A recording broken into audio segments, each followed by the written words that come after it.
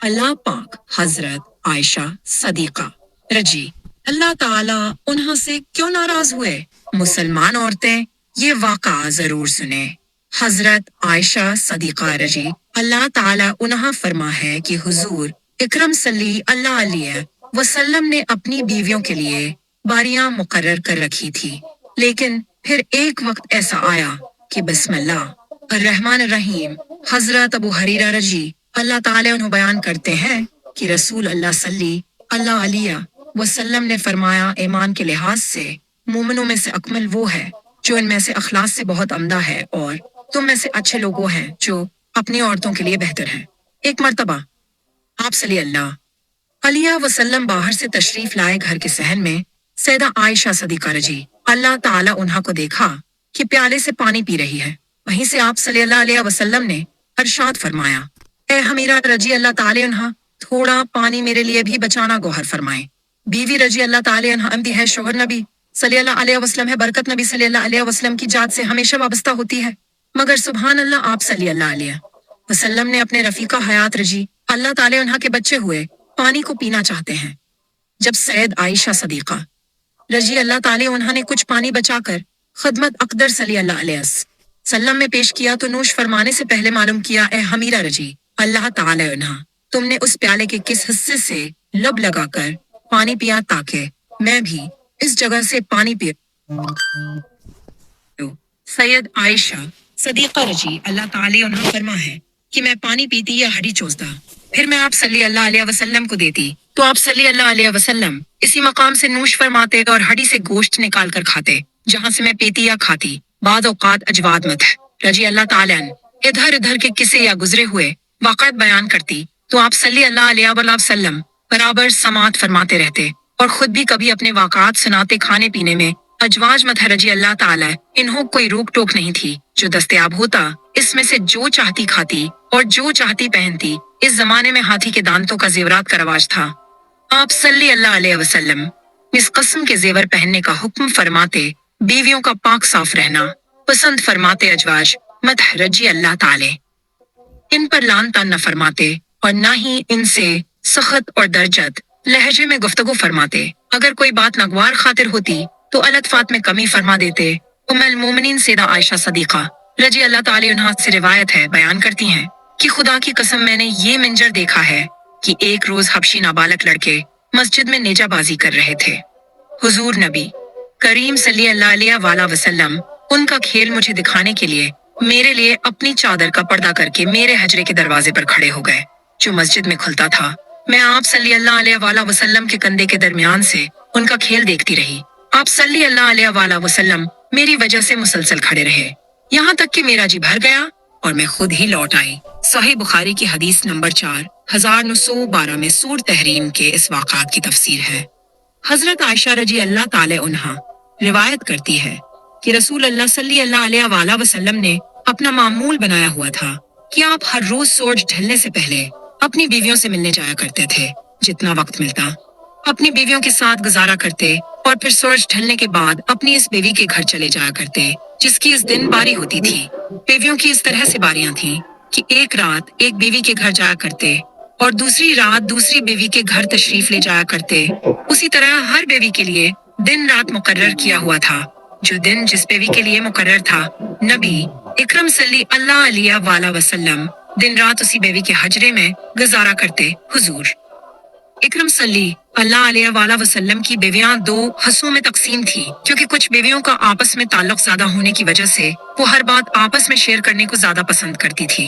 एक हिस्से में हजरत आयशा, हजरत सौदा, हजरत हफ और हजरत सलमा रजी अल्लाह ताला उन्हें टोली में हजरत ज़ैनब बिन्त जहश और बाकी सारी बीवियां शामिल थीं। हजरत मोहम्मद सल्लल्लाहु अलैहि वसल्लम रोजाना मामूल के मुताबिक अपनी बीवियों के घर जाते और आखिर में इस बीवी के घर चले जाते जहां रात को रहना होता।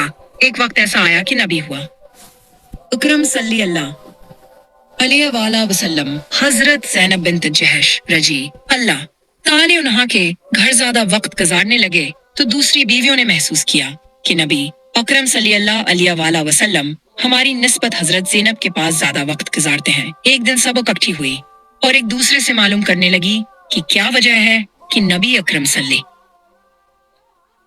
अल्लाह अलिया वाला वसल्लम हजरत जैनब के घर ज्यादा वक्त गुजारते हैं तो मालूम हुआ कि हजरत जैनब रज़ियल्लाहु ताला उन्हा के घर किसी रिश्तेदार ने शहद तहफा भेजा है और हजरत जैनब रज़ियल्लाहु ताला उन्हा वो तहफा रोजाना हुजूर इकरम सल्लल्लाहु अलैहि वसल्लम की खिदमत में पेश करती हैं। जो नबी अकरम सल्लल्लाहु अलैहि वसल्लम को शहद बहुत ज्यादा पसंद है।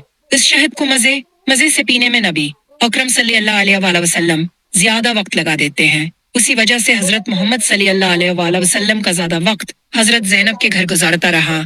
हजरत आयशा रज़ियल्लाहु ताला अन्हा, हजरत सुदा रज़ियल्लाहु ताला अन्हा और हजरत हफा रज़ियल्लाहु ताला अन्हा के पास तशरीफ लाई और फरमाने लगी कि हजरत मोहम्मद सल्लल्लाहु अलैहि वसल्लम हजरत जैनब के घर ज्यादा वक्त लगा देते हैं।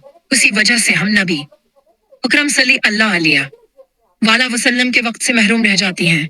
कोई ऐसी बात बताओ जिसकी वजह से मोहम्मद सल्लल्लाहु अलैहि वसल्लम हजरत जैनब के घर वक्त कम दिया करें। उन्होंने आपस में ये सोचा कि जब नबी अकरम सल्लल्लाहु अलैहि वसल्लम हमारे पास आएंगे तो हम सब नबी अकरम सल्लल्लाहु अलैहि वसल्लम से एक ही बात कहेंगे कि ए हुजूर आप कहाँ थे, इतनी देर हो गई, हम आपका इंतजार कर रही थी। जब नबी अकरम सल्लल्लाहु अलैहि वसल्लम उसका जवाब देंगे तो हम सब ये कहेंगी, ए अल्लाह के नबी आप सल्लल्लाहु अलैहि वसल्लम में गफीर के फूल की बू आ रही है। ऐसा लग रहा है आप मगफरत पीकर आए हैं। और नबी करम सल्लल्लाहु अलैहि वसल्लम की ये आदत थी कि आपको किसी कसम की बू बिल्कुल पसंद न थी। आपसे हमेशा खुशबू ही आया करती थी। जब नबी अकरम सल्लल्लाहु अलैहि वसल्लम हजरत हफा रजी अल्लाह ताला वहां के पास तशरीफ लाए तो उन्होंने पूछा, ए अल्लाह के नबी आज काफी देर से आए हैं, सब ठीक तो है? उसका जवाब देते नबी करीम सल्लल्लाहु अलैहि वसल्लम ने फरमाया, मैं जैनब के घर से शहद पीकर आ रहा हूँ। हजरत आयशा, हजरत सुदा, हजरत हफ्फा और हजरत उम्मी सलमा रजी अल्लाह ताला उन्होंने नबी इकरम सल्लल्लाहु अलैहि वसल्लम को कहा, ए अल्लाह के नबी आपके मुंह मुबारक से माँ गफीर के फूल की बू आ रही है। उनको मालूम था कि नबी अकरम सल्लल्लाहु अलैहि वसल्लम को जरा सी भी बू को पसंद नहीं करते। वो कोई ऐसी चीज के पास नहीं जाते जिससे जरा सी बू आने का ऐसी चीज के पास कैसा हो। चनांचा हुजूर इकरम सल्लल्लाहु अलैहि वसल्लम सबसे आखिर में हजरत हफ्फा रजी अल्लाह ताला उन्हा के पास पहुंचे।